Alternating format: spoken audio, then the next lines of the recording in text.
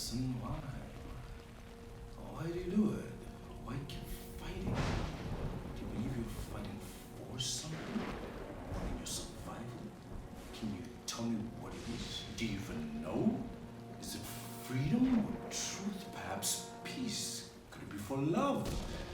Illusions, Mr. Anderson, vagaries of perception, temporary constructs of a feeble human intellect, trying desperately to justify an existence that is without meaning or purpose, and all of them as artificial as the matrix itself. Although only a human mind could invent something as silly as love. You must be able to see it, Mr. Anderson. You must know it by now. You can't win. It's pointless to keep fighting. Why, Mr. Anderson? Why? Why do you persist?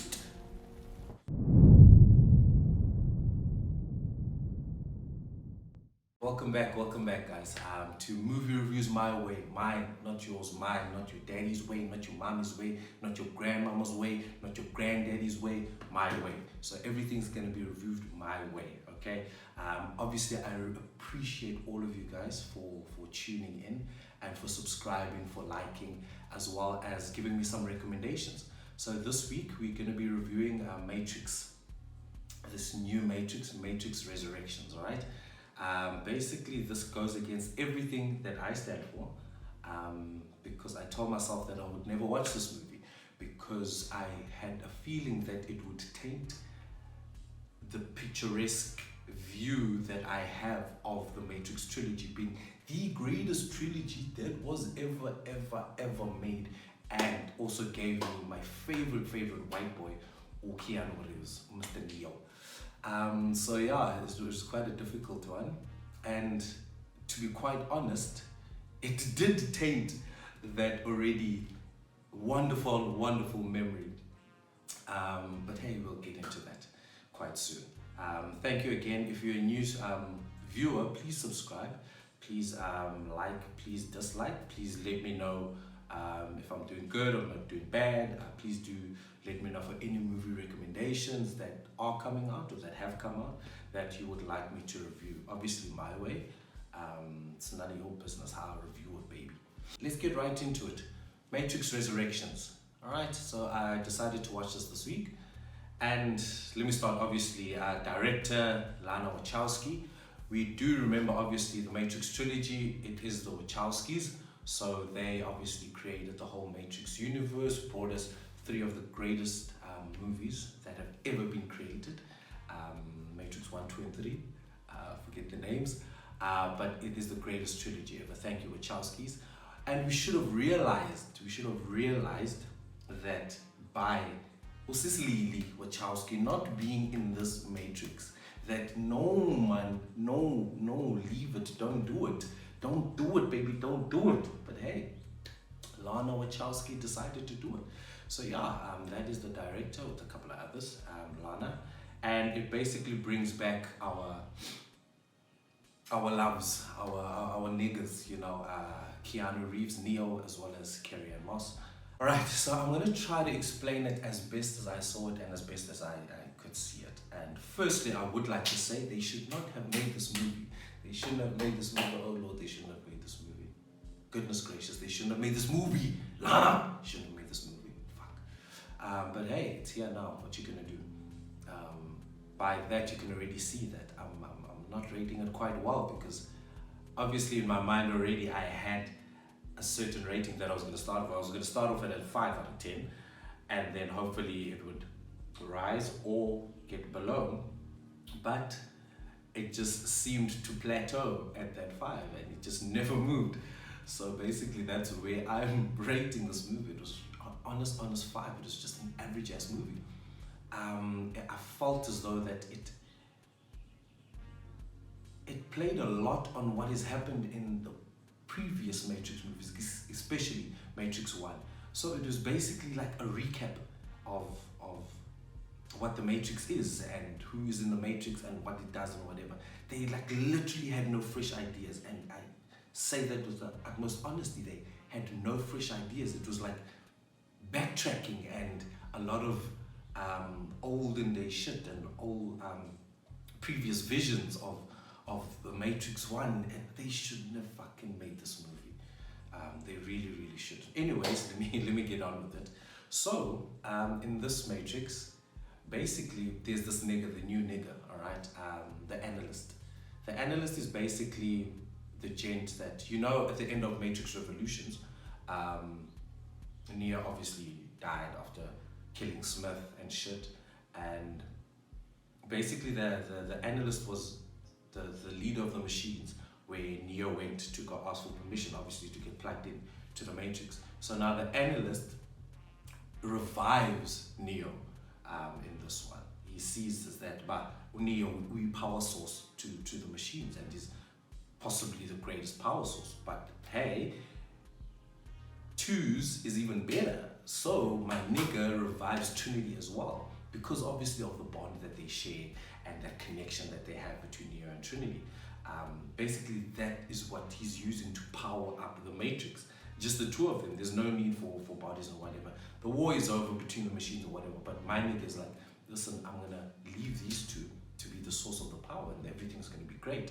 But now, those two keep they still plugged into the Matrix, Trinity and Neo.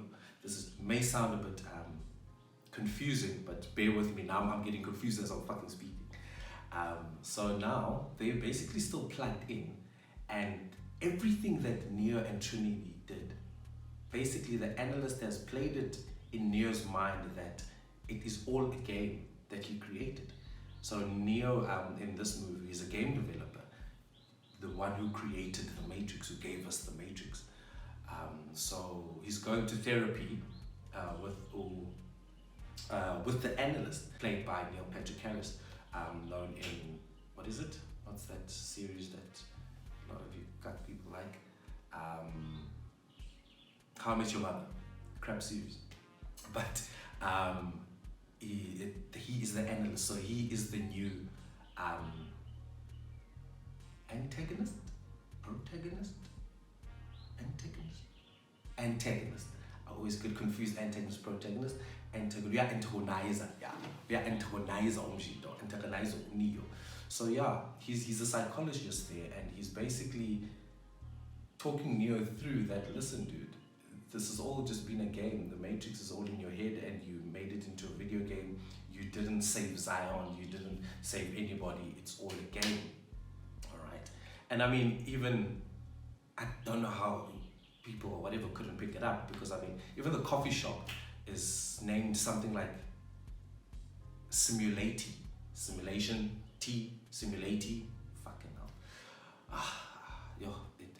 It kind of irritated me, like weak things like that, as well as the whole movie was just, it was just too rigid and too stagnant and too memory orientated. So we had to, it was like we are stupid and we don't know what happened in the previous Matrix, and we are getting reminded about what happened in the last Matrix every single opportunity. Even the first scene is Trinity's famous scene with another Trinity, with another type, which, you can watch the movie if you want, anyways. But I felt as though it was too like that. And obviously, my boy now, Neo, game developer, the analyst, the new boss, is Neo's psychologist, trying to convince Neo it's all been a game. Trinity's also in the Matrix. She's married. She's got kids now, you know. So they're basically all living in the Matrix, but obviously Neo still feels like, hey man, this thing has been real. So that's basically the start of what this resurrection is. I don't know what they were resurrecting. They're basically trying to resurrect Neo's mind and to get him convinced that he is back to being the one. So all the people obviously who are not in the Matrix are back home.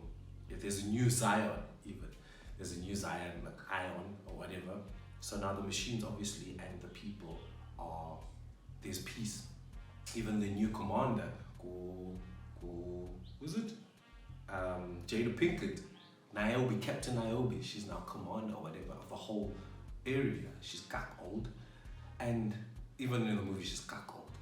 But that's my thing. It's that these people are old now. They're really, really old. You can see Neo is not Mr. Neo. Even when he's stopping bullets, he has to force it. But in the Matrix, no.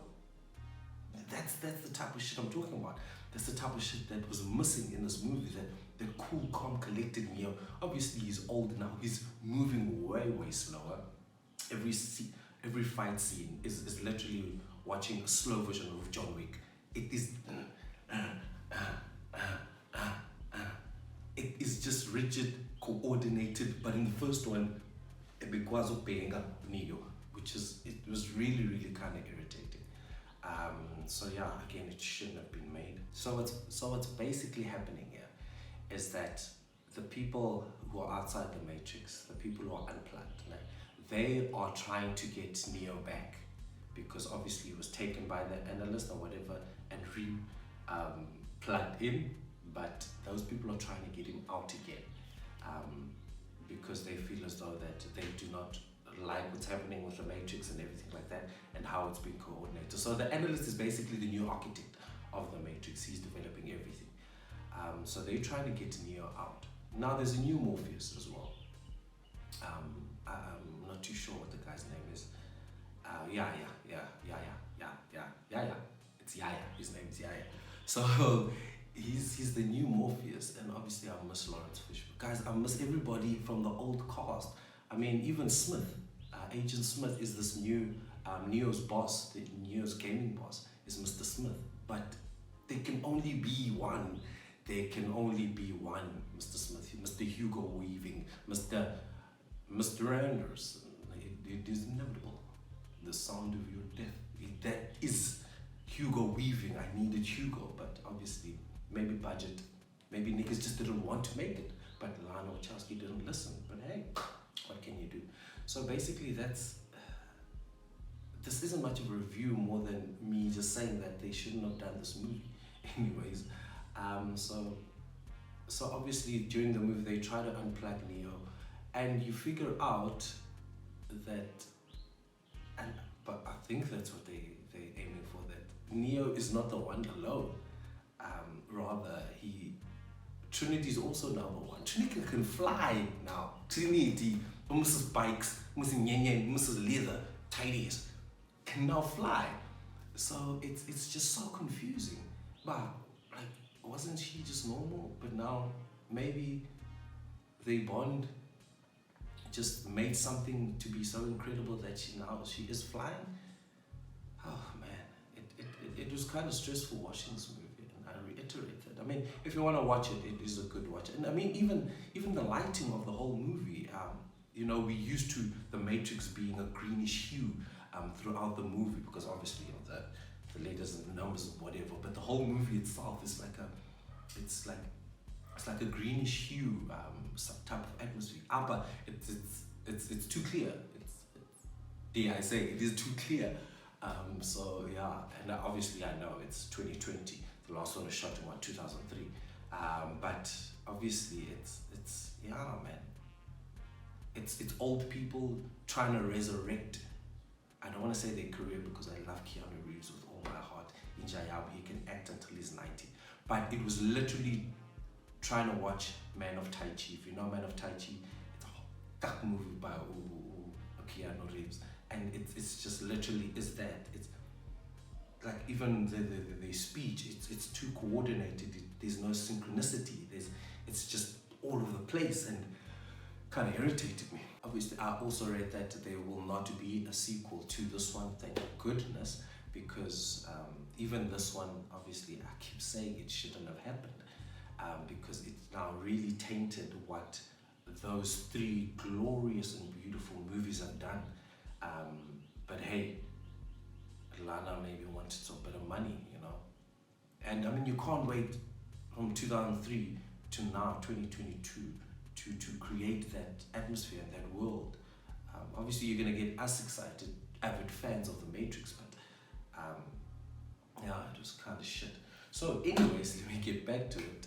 So what happens, the normal fighting, so now everybody gets unplugged, and Trinity is the one that gets saved now from the machines, because obviously those people, Morpheus and the new girl, they unplug Neo, and then now the objective is to save Trinity, because when they are together, or Neo nor Trinity. They are power. They are what's keeping the machines basically powered up without a care in the world. But now Neo's trying to save Trinity again, so basically that's the next thing now. So he has to go back into the Matrix, convince her that, hey, your life is shit, it's not your life, you don't have kids, B, you don't have a husband, you've been fucking for free, you know. But yeah, so that's what happens. And then the analyst obviously is going up against him. Analyst basically can slow down time so hectically, because I mean it's his Matrix now. So he moves ingati. There's a lot of slow-mos. He moves ingati. He's a fucking firecracker. So he can slow down time. Obviously, he can change things in the Matrix. And he has this army of bots that attack the people who are unplugged and whatever. So as I said, this movie, it played a lot on what Matrix 1 did. They basically were just reminding us bit by bit on what Matrix 1 was all about. And every scene I felt was a scene that I've watched before in Matrix.